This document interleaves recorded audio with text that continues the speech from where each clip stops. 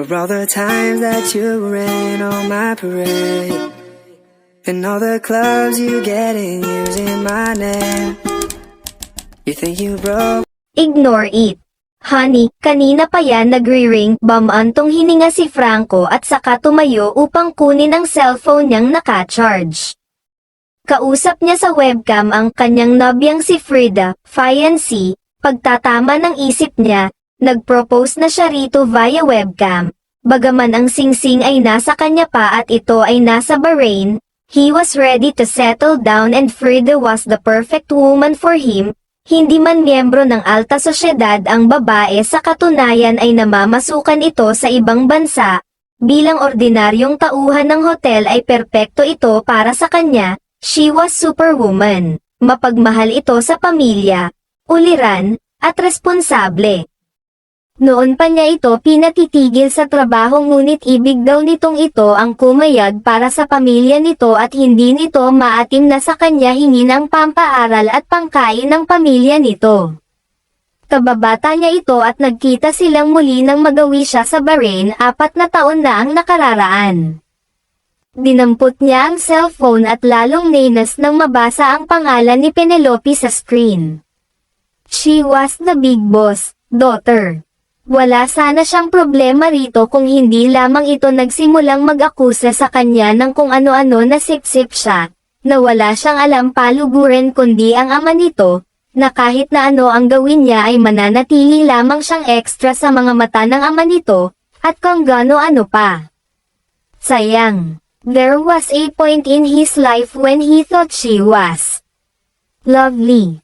Hello, what took you so long? Ganoon ito. Parating iritado ang bungad sa kanya kahit wala siyang ginagawang masama rito. Natural na ang loyalty niya ay nasa ama nito at natural lang din na makadama siya ng inis dito sapagkat wala itong ginagawang matino para sa ama nito. Parang nabubuhay lamang ito sa mundo upang maging isang malaking suliranin sa ama nitong ubod ng bait.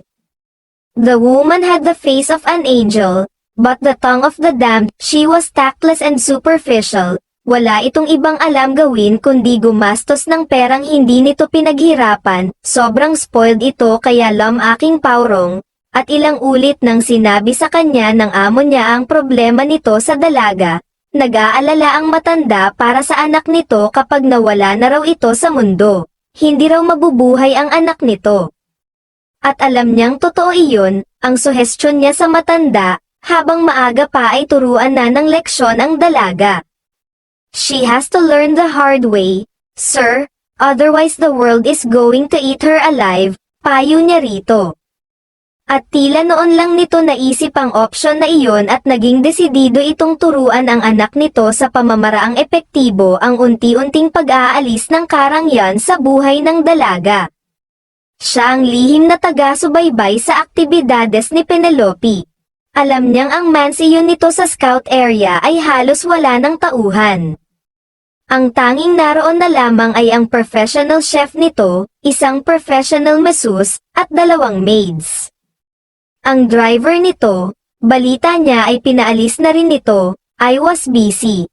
Tugon niya, kahit ibig niyang ipaalala ritong wala itong karapatang obligahin siyang sagutin ang lahat ng tawag nito kahit 10 oras na ng gabi. I'm in a jam, I know, hindi iyon ang unang pagkakataon na napasok ito sa degree gulo.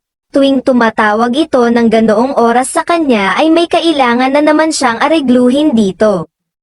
Don't sound so smug, you ungrateful. Tinapos niya ang tawag, sa munting paraan niya ay tinuturuan din niya itong rumespeto sa ibang tao. Tumawag uli ito, don't you dare hang up on me again. Ngunit pinagbabaan uli niya ito. Sa ikatlong pagtawag nito ay bahagya ng malumanay ang tinig neto, pick me up, I'm in jail. Natutap na lang niya ang noo. Bagaman bahagyang kinabahan, ngayon lang niya ito pupuntahan sa presinto. Nagpaalam siya sa nobya niya sa webcam. Saka pinuntahan si Penelope, gaya ng sinabi nito ay nasa presinto nga ito. Mula sa mga pulis ay nalaman niya kung ano ang nangyari. Hindi pa man ay nakikinita na niya ang pagkadismaya ng ama nito sapagkat mayroong kailangan ang matanda sa senador na inaway nito. Tinawagan niya ang senador at humingi ng paumanhin dito. Kinausap nito ang mga pulis at nang matapos ang tawag ay sinabi ng hepe na maaari na raw niyang iuwi si Penelope, noon lamang siya tumuloy sa opisina kung saan ito nakadeten. Nakataas ang isang kilay nito, she possessed a sweet face, she looked like the actress Kristen Bell. Isinukbit agad nito ang bag nito at hinarap siya na animo siya ay isang utusan nito. What took you so long? Speak to me that way again and you'll regret it. Umirap ito at lumabas ng silid, sinulyapan nito mula ulo hanggang paa ang hepe ng pulisya at bago pa ito makainsulto ay hinailan na niya ito palabas ng presinto. Man, he needed a drink. Paratis-lay ang napapagod tuwing nakakasagupa niya ang babaeng ito na kung tutuusin ay napakaliit lang naman, lagpas lang yata ito ng 2 pulgada sa 5 talampakan pero ang horsepower nito, kayang gawing generator ng buong syudad. I know you'll tell my dad, so I won't bother asking you to keep this between us. I have to tell him because he was going to ask the senator a big favor before you created this mess.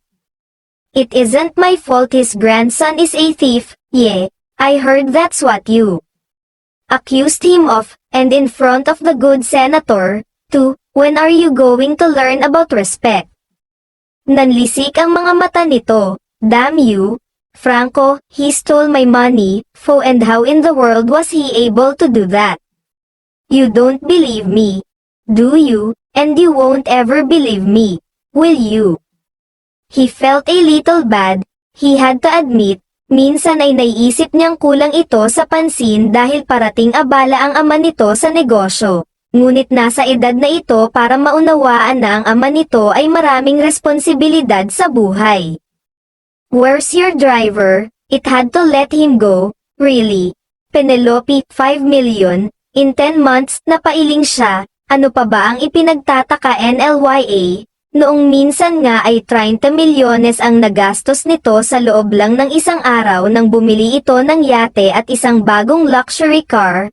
I was scammed. Alright, don't make it seem like I threw the money in the garbage. Bakit sa tingin mo magwawala ako kanina? Dahil na-scam ako. Napabuntong hininga siya. Alright, tell me what happened.